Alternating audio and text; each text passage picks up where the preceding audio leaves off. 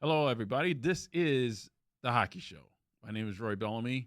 Over there on the other side of the studio, David Drucker, the Hockey News. Now, the Florida Panthers have won back-to-back games. They are coming off of a win versus the Arizona Coyotes on Wednesday. And Wednesday was pretty interesting because on January 2nd, Jason Zucker had concussed Nick Cousins on a boarding penalty.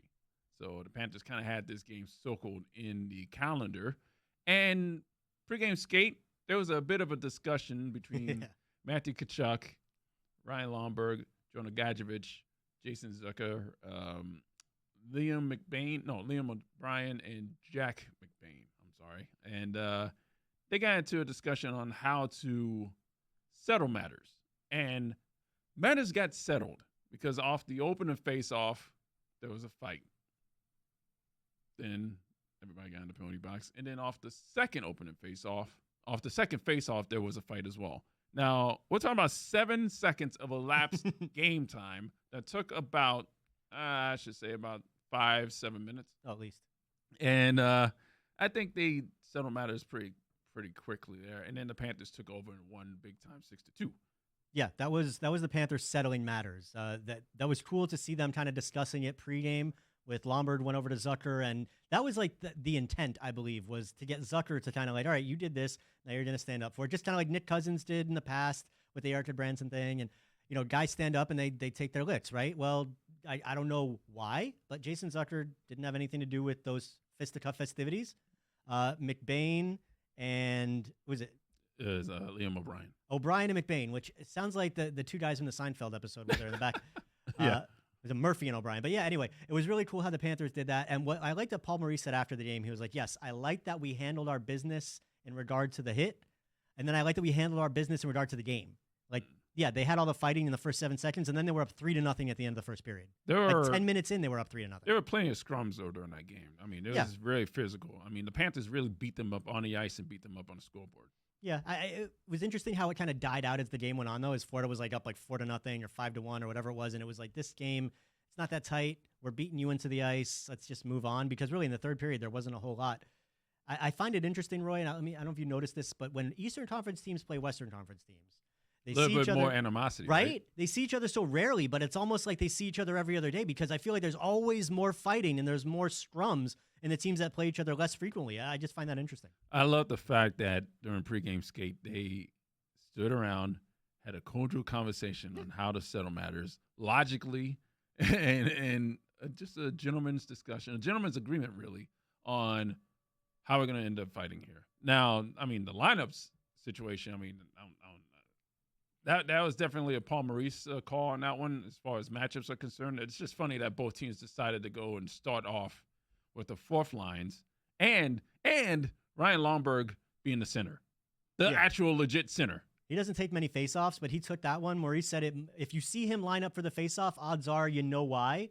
And yeah, the way that played out, we knew exactly why. But kudos to those guys. The only thing that was missing from that pre-game conversation was a couple of glasses of bourbon. It was very, very distinguished for a fight about fight or a talk about fighting. Don't talk about alcohol. I'm on dry January. I got a week left. You are literally a week away. They're in the home stretch. Slow drag for me. I'm telling you right now. Like, I want to drink. I want to drink. Now, before the show, we discussed how we're going to end up doing the show, and you brought up Panthers goaltending tandems. Right now, it's Sergei Bobrovsky and Anthony Stolarz. You believe that this might be the best goalie tandem this team has had. Now, this team has had John Van Beesbrook and Mark Fitzpatrick. So you actually think this is the best one, huh? Well, I mean, you're going into like the OG goalie tandem from, their original tandem. And Mark Fitzpatrick back then was a very highly touted goaltender. A lot of teams wanted to get their hands on him. Yeah. So, Florida had a very solid tandem back then. But no, I'm just thinking in terms of recent history, like there have been some good goaltenders. And I mean, we've had some very solid backups to Bob, whether it was Chris Drieger or Sam Montembeau. You can go back to like the Al Montoya when he was tandem with Roberto Luongo. It was Scott Clemenson back with Jose Theodore. I mean, we can go back and further and further. But I'm just looking at this year with Anthony Stolarz playing very well as a backup. Combine that with Sergei Bobrovsky kind of picking up where he left off last year in the playoffs. He's having a great year. He's going to the All-Star game. We'll see him in Toronto in a few days. But I just think that this is one of, if not the best goalie tandem the Panthers have had in a really long time. And that's, again, no knock on any recent goaltenders. I just think that Bob and Stolarz have been really, really good for the Panthers. Well, Alexander Barkov returned to the Panthers lineup on Wednesday versus the Coyotes. He was the third-line center. Mackey Samoskevich was his winger. And they're trying to ease his way. They're trying to ease his way back into the fold right now, coming off of injury. That's right. I think the third line played on Wednesday. Well, first, I told you this already. I think if it's Barkov's line, it's the top line. He's the top line center. But now we're just talking semantics. But I thought, actually, Mackey did really well based off – because he played the first few games early in the season, the first 3 games of the year. Then he went to Charlotte. He's been playing well for the Charlotte Checkers down in the AHL. I wanted to see how they would – first, how they'd use him when they called him back up, because you can't – a guy like Mackey, he's a high-end prospect. He's going to be a top 6 player. You don't plug him up to the NHL and pop him in the bottom 6 and play him for 10 minutes, and that's it. Right. So last night, he only played 12 minutes, but that was because special teams kind of dominated the second half of the game, and Mackey didn't play power play or shorthanded. The shifts he did have with Sasha Barkov, I thought they looked great. I thought they were setting each other up. They were finding each other well in the offensive zone. I think that we've seen a lot of growth from Mackey in terms of the early season till now. And it's good that Paul Maurice said he wants to see more of it and see how it develops. They're not going to rush him, but put him in that spot. Put him next to one of the best players in the world and see if he can flourish. And, last night, a little sample size against Arizona, but I liked what I saw. You think he's going to be taxi squad or black ace during the playoffs, or are they going to keep him down in Charlotte, depending on how their season is going? I think there's a lot that could come into play with that. I think it depends how the second half of his season goes, because if he continues to ascend, then he might force himself into a lineup in terms of depth with the Panthers. But at the same time, we don't know what's going to happen with the Panthers in terms of injuries or what have you with trade deadline. So there could be a spot for him that's already getting carved out, and we don't know. So there's a lot of unknown that's going to happen between now and the playoffs. You've done some research, and I'm really interested in what you dug up. Allegedly. No, I've been digging around as we get close to the All-Star game, and the trade deadline's going to be coming up a little bit after that in the beginning of March. The Panthers have some decisions to make with their unrestricted free agents, so I've just been digging around to try to see what I can find out. And it sounds like their big unrestricted free agent, who's Sam Reinhart, there's a lot of talk there. It sounds like talks, here we are on January 25th, are starting to pick back up again. A little bit more serious since the new year happened with Sam Reinhart. And it sounds like at this point, I would not be surprised to see the two sides come to an agreement with a deal similar to the one that Florida signed Matthew Tkachuk, which was, I believe, 8 years, $9.5 million. Just because, here in Florida, they got the no state income tax, so you can sign a guy for a little cheaper and they still end up on the back end with that money. But it's starting to sound like, and we've known for a while, that Sam Reinhart and the Panthers wanted to stay together. Mm-hmm. Things are starting to trend in that direction, and it sounds like the money is not going to be as crazy as it would be if he hit the open market. I mean, these are important decisions here. Obviously, we know that he wasn't going to get paid more than Matthew Tkachuk, but you got to look at your defensive core here. You got to look at Brandon Montour. There are players that you really need to lock up to really solidify this team. And if they can get Sam Reinhart at a discount. Yeah, relative discount. No, it'd be nice. And you can't compare one deal to the other. Because remember, they signed Matthew Tkachuk. That was before he had his first big year with the Panthers. He had the Hart Trophy consideration, all the playoff stuff. So everything changes in year to year. I think 2 years after that, if you can lock in Sam Reinhart anywhere under 10, I think he would get well above that if he hit the open market. So I think the Panthers would be very astute to do that sooner rather than later. All right, let's go on to the other part of this league. Let's go to Los Angeles. Let's talk about a post-game presser with Drew Doughty. Now, you want to explain the context of this video? Yeah, well, the context is the Los Angeles Kings have not been playing well of late. They have, they've lost 12 of their last 14. They're 2-7-5, and that was after an incredible start. They were 16-4-3. They were right neck and neck with Vegas at the start of the season. They looked like really one of the big monsters of the Western Conference. It's been a big shift for the Kings since then. Their goaltending hasn't been that great, and this is a team that is much like the Panthers in that they pride themselves on their defensive hockey, and they kind of root it in that regard. So to see them struggling the way they have has been kind of surprising, and it came to a head last night after they blew a 3-1 lead and lost to the Buffalo Sabres. All right, Drew Doughty has had some strong words about what's going on with the Los Angeles Kings. Danny, roll it. Change here. I think we got guys in this room who are too worried about themselves and worried about their points and worried about stuff like that. We get a 3-1 lead tonight, and guys start thinking it's a cookie night, and we stop playing the way we know how to play, have an awful second period, and then aren't much better in the third. It's about the team. It's not about yourself, and a lot of guys on this team need to realize that. This whole stretch of games, every game has been relatively close. Does this feel like maybe the bottom out for you guys with how the second and the third went? I mean, honestly, felt like the bottom out for a while now. It's frustrating not getting these wins. We're trying to stay positive. We're trying to, get back to having fun out there and play our game, but it's hard to do that when you're on a streak like this, and this has been a struggle for us, and the only way we're going to get out of it is if we get everybody's 100% effort and everyone playing for the team, for each other. Yeah, so those comments sound exactly like Nikita Zadorov in Calgary before he got traded to Vancouver. It's not a good situation with the Canes. I always go back to goaltending because that's me. But when Phoenix Copley went out for the year with the torn ACL, they were relying a lot on Cam Talbot, and they brought in David Rittich, a solid backup goaltender. But, you think about where they've gone the last few years. They had Jonas Korpisalo briefly. They let him go to Ottawa. Jonathan Quick is having this amazing year with the Rangers right now. The Canes are just – they have so much talent. And when you've got guys, they made the big deal for Pierre-Luc Dubois. He's under a lot of scrutiny in LA because he doesn't always look like, his style of play maybe doesn't look like he's busting his ass as much as maybe he is. It's not going to play well when you lose 12 or 14. But at the end of the day, I don't think it falls so much on Todd McClellan, the head coach. I think it's much more in the locker room than it is anything else. All right, ladies and gentlemen, we have a special guest for the 10-minute misconduct. Coming up next is Emily Kaplan from ESPN. She's the NHL reporter over there. We're going to talk to her about the All-Star game, and there have been some big news that has happened in the hockey world over the past week. We'll be back. All right, ladies and gentlemen, this is the 10-minute misconduct, and joining us in the penalty box is one of my favorite people in this industry and basically the world at this point right now is Emily Kaplan, the NHL and ESPN. She is the reporter. And we talked about this before we started this segment, and you got very excited. Vitriol, my complete hatred for the All-Star Game jerseys that were released last week. Emily asked me for my take, but before we do that, what is your take on these horrid, no good, terrible, lowercase jerseys? Talk about a leading question. Firstly, Roy, you are a legend. You guys are awesome. I appreciate you having me. I did not know that this was how the penalty box segment, so I feel a lot of shame right now. Hey, trust me. Every week there's a lot of shame coming from this end, too. Very appropriate. No, I appreciate it. It's always fun to be here. They're okay. They're fine. I like that they're going for it. They're different. Our big issue last year was that the jerseys all look so similar. So when the different teams were coming on, it was really hard to tell who was playing against who. So 4 distinct colors. Yep. That's a step in the right direction. We'll not have that problem this year. They fixed it. They fixed everything. Like baseball fixed everything. And they fixed it. Exactly. The big picture, though, and I'm not just saying this because it's an ESPN event, but I do think they made a lot of good fixes for the All-Star game this year. And I think skills is going to be fire. There's actually competition and stakes. I mean, winner takes all $1 million. Second place gets absolutely $0. So I think the guys are going to be juiced, and I think it'll be a fun time, no matter what they're wearing. It's kind of hard. There's nowhere to go from up after last year's skills competition. It just felt like it took forever.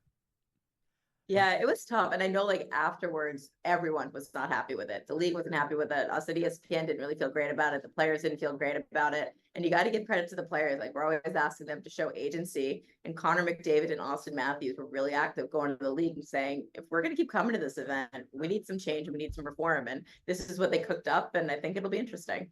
So, Emily, I did want to ask you about some positive news that's happening in the NHL right now. Obviously, a lot of people are happy north of the border because the Edmonton Oilers are playing absolute gangbusters right now. And they just added a pretty crucial veteran piece to their lineup that's only going to help things. How have you been enjoying this amazing turnaround from the Edmonton Oilers? Yeah, I feel for Jay Woodcroft because this is a team that before the year should have been playing like this. They are everybody's, look, this is their time, Stanley Cup contenders, if not favorites for a lot of people. But 2 things are the biggest coach killer in sports. Well, in hockey, 1, it's goaltending and save percentage, and they were getting absolute garbage production from that category. And 2, your star player, Connor McDavid, was playing through an injury. It was so clear he was hurt. He wasn't taking faceoffs for a couple games. He just wasn't 100%. So they fired Jay Woodcroft, and then all of a sudden, Connor McDavid gets healthy, and then the goaltending shows up. And I give a lot of credit to Chris Knoblauch because he's a common presence, really good communicator. But it just feels like it was the kick that they all needed, the confluence of events, and all of a sudden they're looking dynamite. And a Connor McDavid and Leon Draisaitl-led team to go deep into the playoffs is exactly what this league needs. We don't need salty, moody Connor and Leon anymore. We've had enough of that. It's a good storyline, but I'd like to see those guys smiling and playing winning hockey. Speaking of firings, on the island, the New York Islanders fired their head coach, Lane Lambert, and then shocked everybody by hiring Patrick Roy. Like, what's going on in New York right now?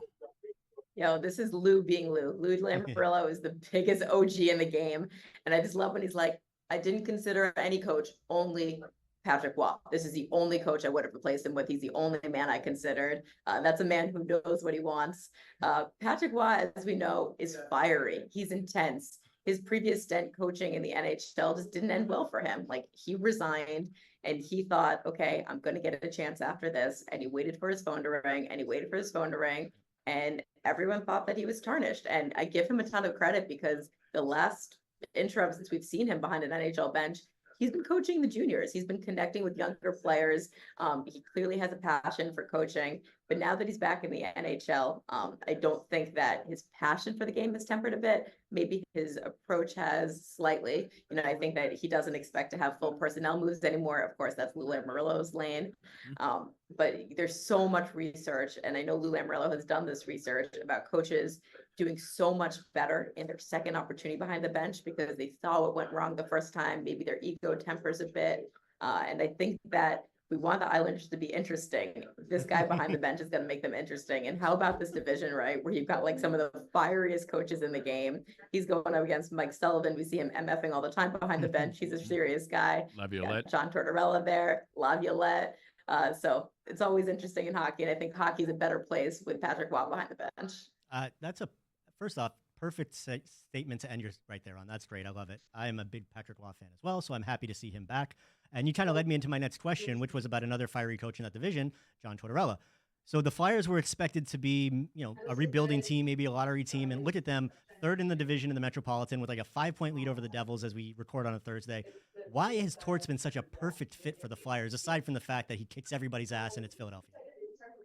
I think there's just so many misconceptions about Torts because you just see him as a hard ass, right? Like the viral clips of him yelling at reporters, yelling at his team, benching guys, and you're like, oh God, this is scary. But the dirty little secret in the NHL is that he's one of the biggest softies and he really cares about players on a human level. And this is a team that wanted to rebuild the right way and didn't expect to win this year. In fact, I think they would have been really happy tanking getting some more top draft picks, but Torts is clearly connected with some of these younger players, motivating them in ways that is seeing them excel on the ice. Sometimes it's tough love, but you always know where you stand with Torts. There's never any pretense. He's very blunt. And the city just needs it. I think the hockey is better when Philadelphia is a relevant hockey market. They're playing a hard style. You know exactly how they're going to show up every night.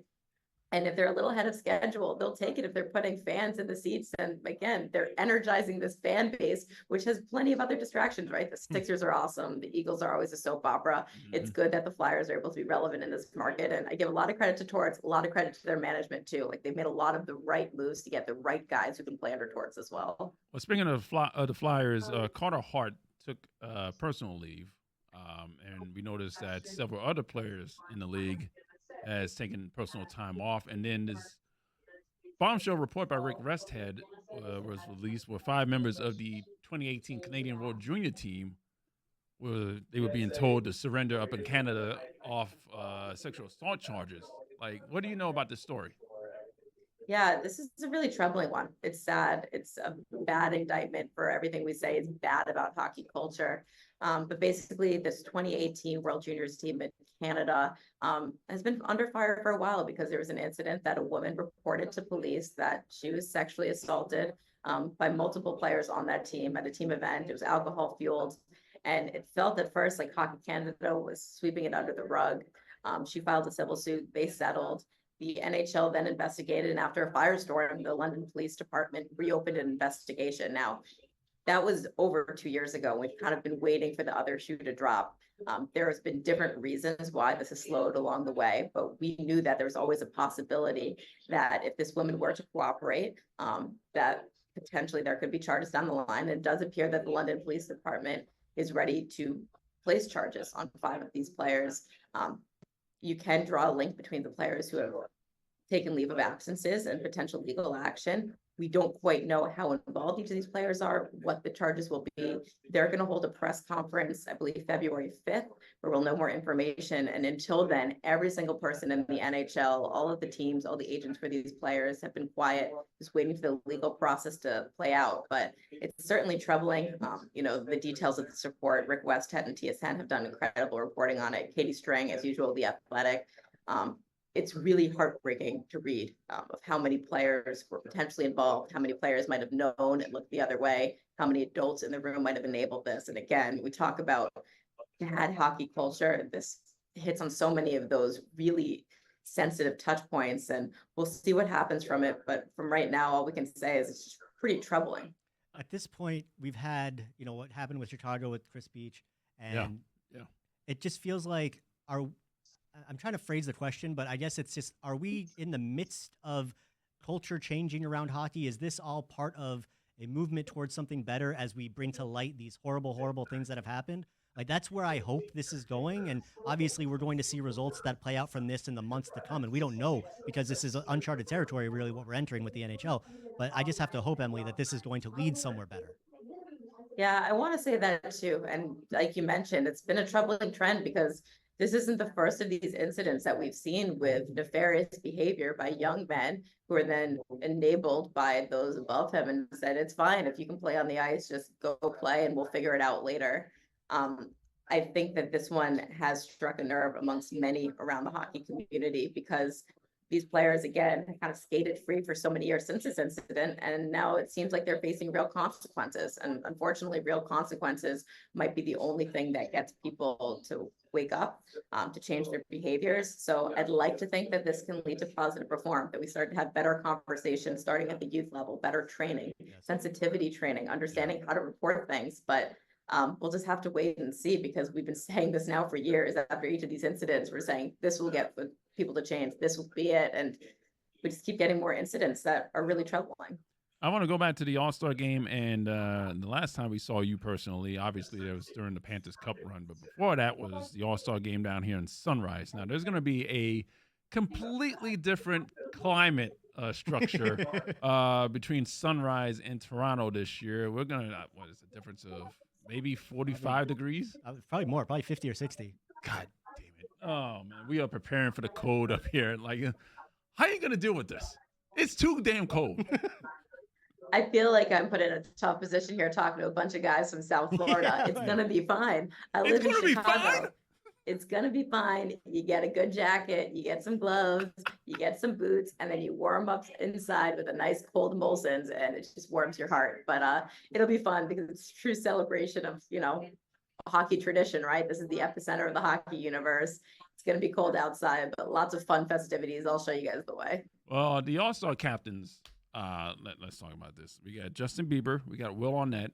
We got Michael Bublé. Michael Bublé. I should be saying shit for Justin Bieber, but yeah, Michael Bublé and Tate McRae. Tate McRae, who I went down the Tate McRae rabbit hole this morning, because I didn't really know who she was, admittedly, and she's a very talented dancer and singer with a very cool music video that takes place inside a hockey rink. Mm-hmm. So that's my Tate McRae in a nutshell for you.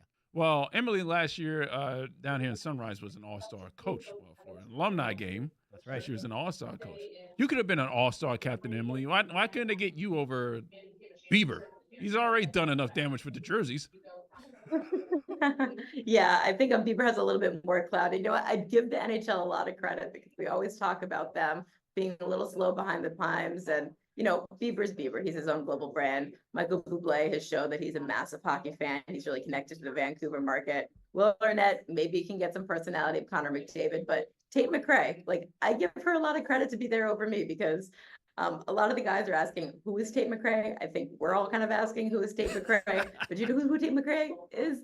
The youths know exactly who Tate McRae is, and she's very relevant right now. She's an emerging star, and so good on the NHL for getting on someone the ground up and embracing her. She's Canadian. She posed for her album cover with a bunch of hockey pads on, not much else clothing-wise, but hockey pads. So she's a hockey girl.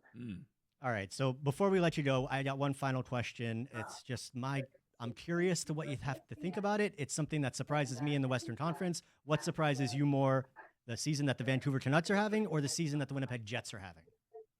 Ooh, that's a great question. I think you have to go Jets just because they were at like full Armageddon last year. We thought all of their star players, Connor Hellebuck, sweet American Prince, we want him back down here in the States. Amen. And you're like, Amen, sister. why are you staying there? Why are you signing an extension? Mike Scheifele, I was convinced that he was going to go too. So the fact that Kevin Cheveldayoff pulled it off to get all these guys to stay, and then all of a sudden bring back a better product than they had last year and a team that's legitimately competing, that's a big surprise to me. Emily, I just want to say that you are also killing it on Around the Horn. You are doing an excellent job on that show. You are kicking ass, especially Israel Gutierrez's ass. That's I really appreciate that. Emily Kaplan, the NHL on ESPN, thank you for joining us.